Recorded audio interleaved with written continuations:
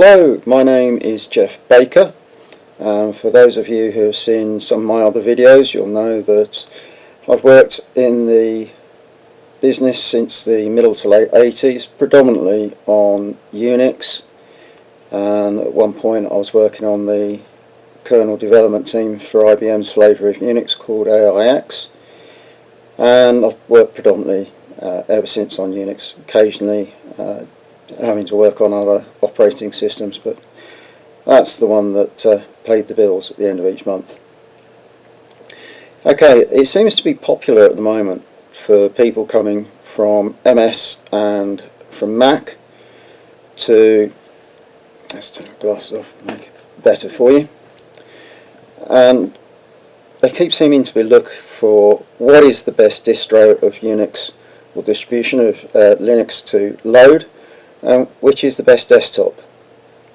Well, with Microsoft and with Mac, basically the desktop is an integral part of the operating system. So whilst you can do basic changes such as colour, fonts, wallpapers and so on, the desktop is the desktop. On Linux and Unix, that's not true. You have the operating system and then you have the display manager. There are quite a few popular flavours or distros of the operating system. They're all much of a much, just choose whichever one you want to go for. If you're a beginner, probably avoid Arch Linux, as that needs a little bit more expertise and background knowledge, but all the others are much of a much. Doesn't matter which desktop they come with, because you can load any of them, or in fact, as I'm going to show in this video, you can load all of them, or all the popular ones anyway, and switch between them every time you log in. You choose which one you want. Simple as that. It really is a case of simple as buying a coffee, really. What do I want today? Espresso, cappuccino, latte, whatever, mocha. And the desktops are pretty much like that. There's a wiki page which contains a lot more detail and some of the background, and also gives you a list of commands that you can cut and paste and type in, and as I pretty much run through a bit more than I can cover easily in a video. All of the commands are going to be typed in via a terminal, Xterm or console window, depending on which desktop and flavour of Linux you've chosen. But don't let that panic you. I'm going to try to keep this as simple as possible and as non-technical as possible. So I'm going to use VirtualBox, which you don't really need to worry about what that is. It just lets me run a pretend computer on top of a real one, which means I can record the screen and capture the output of the screen more easily. I will cover virtual boxes and virtual machines and VMs and things in a different video, but for this you don't need to worry about it, don't worry. Okay, and I've started from a clean install. You don't need to. If you've already got a version installed, running, and you just fancy a change of how it looks and feels, that's absolutely fine. In fact, that's the whole point of this exercise, is to show you can do exactly that. So we're going to kick off, logged in, and I'm going to run through some basic commands to let you install the various desktops and displays. Now, some of them need task cell. It doesn't matter why, they just do. So I'm going to install that first. It's very small, only downloads and installs very quickly, as you'll see in the video. And there you go, you can see that I'm typing nice and slow because the screen capture seems to miss it if I type too fast. Just let that install, and there we go. It's there for whichever ones need it now. Now the first one we're going to install is one that seems to be getting a lot of attention at the moment. Oh sorry, I was just on the prerequisite of updating the system first. Now I'm installing Task Cell.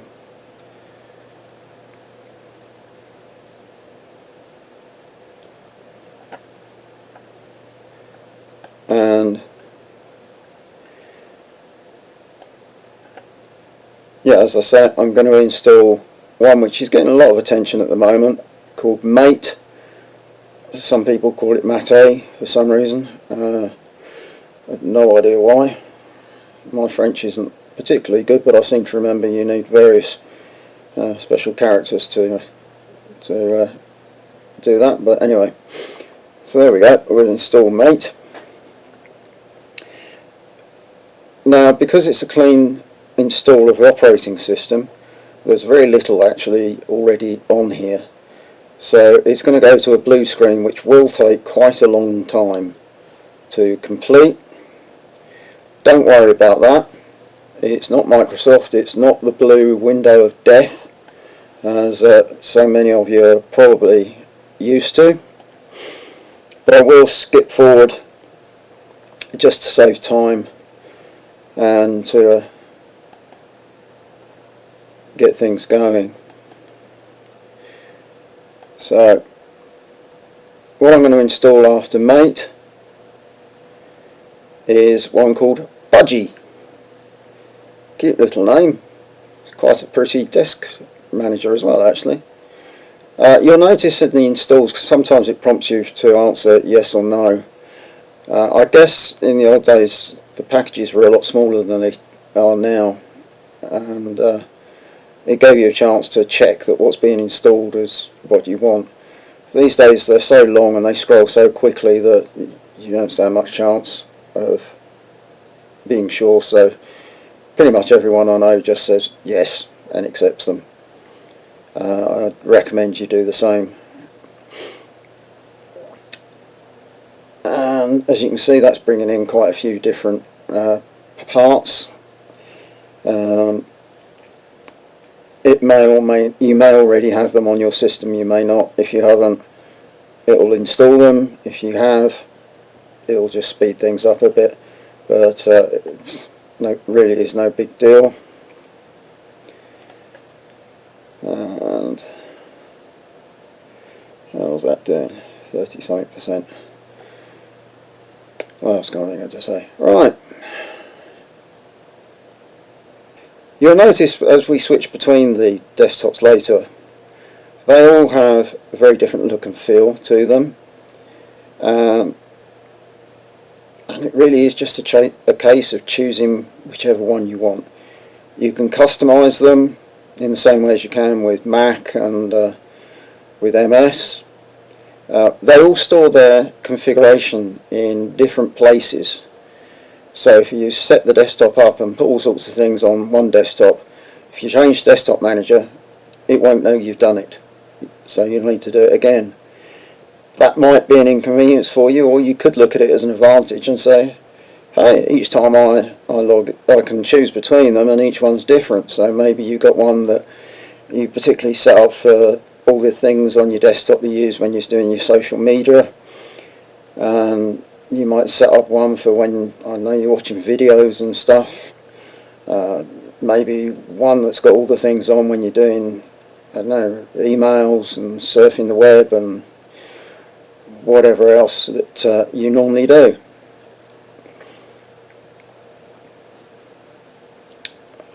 That's nearly done, so yeah. Something you'll also notice is I'm not actually logging out and trying each of them as I install them. There's a reason for that. Partly this video would go on for ages if I did. Also it's to show you and highlight to you that you really do have the freedom to do what you like when you like.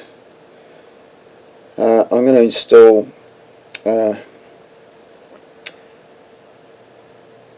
Xfce. That's a very pretty interface actually.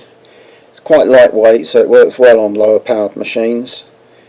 Very pretty, very simple to use. A lot of people find it quite intuitive and quite natural, so a lot of people go for that one. There's one that I'm not going to install now called Cinnamon, and I'm deliberately going to install that when I demonstrate Mate, and the reason for that is to show you basically what I've just said. You can install it at any time you like and in any way that you like. Personally, I can't think of any good reason why you'd want to install every single one, but unless you're doing something like this, or just if you fancy it, no reason why not. So we'll get that going, and we'll log out. Now look down in the bottom left hand corner, you'll see there's a little clicky bar, and that gives you a list of the desktops that you've got installed. So choose which one you fancy, and that's it. You log in on that one. I'll just show you a few menus just so that you can get an idea of how it looks basically. I think it's quite pretty. I use it sometimes. There we go, back to the login screen, choosing a different one now. I'll see which one I chose there.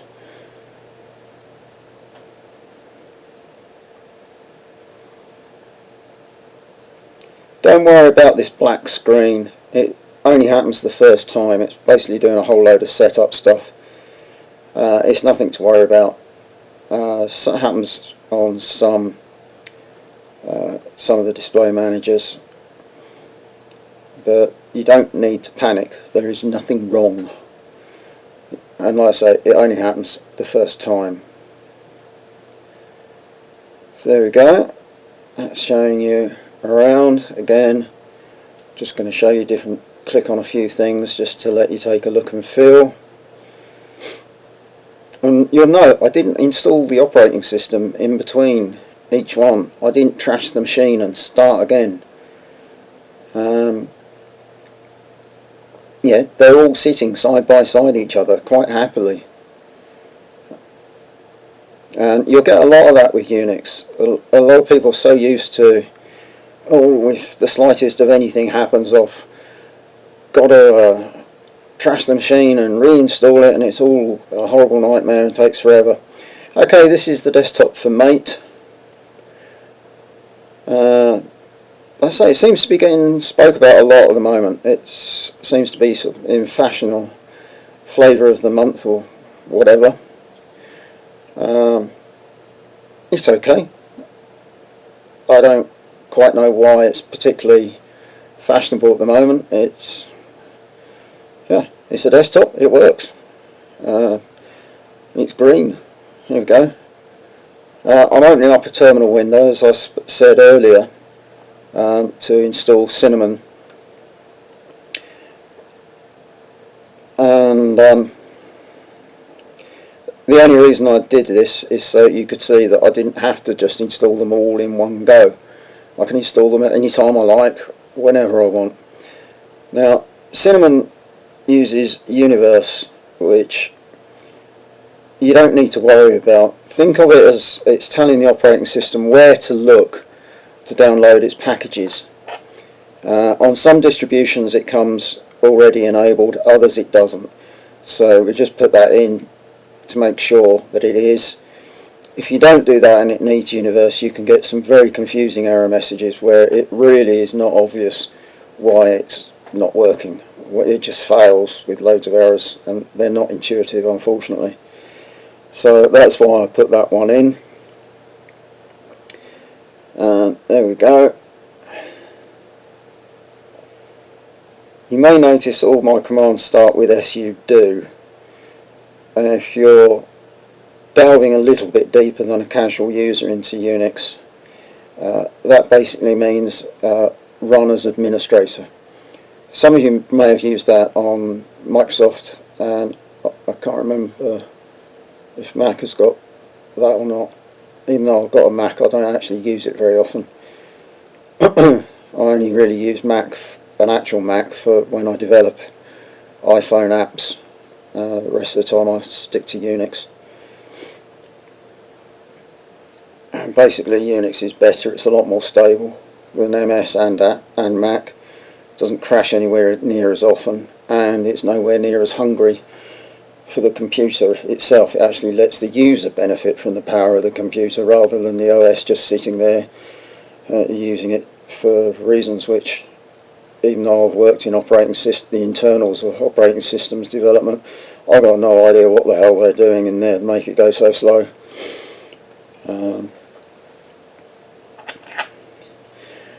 Yeah, it's been a constant mystery to anyone that's ever worked on the internals of operating system design. It's like, it's a fast machine, why the hell is it going so slow? What is it doing?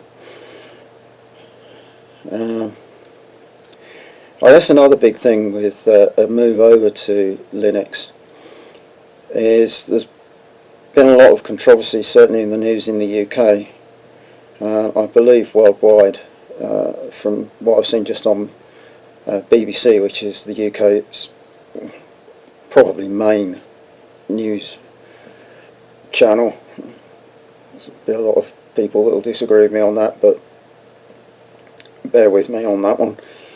About data privacy and MS and Apple collecting all sorts of private information about people. Actually, I think Apple was taken to court today. I think I heard something about that on the news this morning.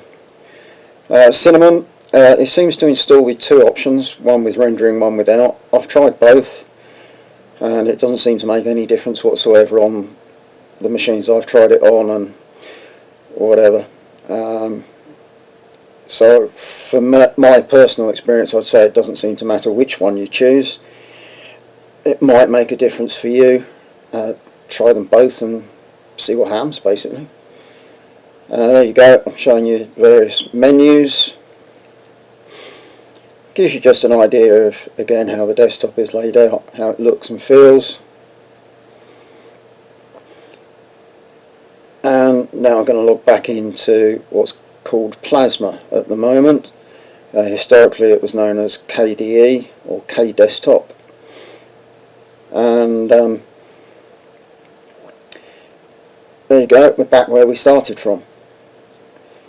You can see they all exist quite happily alongside each other, switch between them at will, and that's pretty much it. I hope you found this useful, and I hope it means that you get to enjoy the benefits of using Linux, and also dispels some of the myths that seem to be going around by a lot of people.